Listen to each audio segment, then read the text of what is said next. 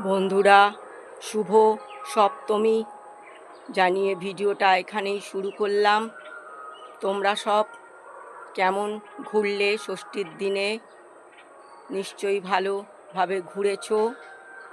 আমার এত গরম সহ্য হয় না, তাই আমি বেরোবো কিনা ঠিক নেই।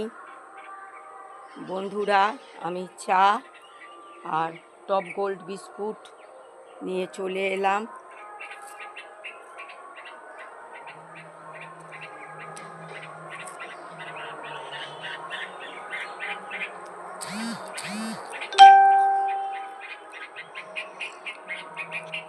একটু চা খাচ্ছি।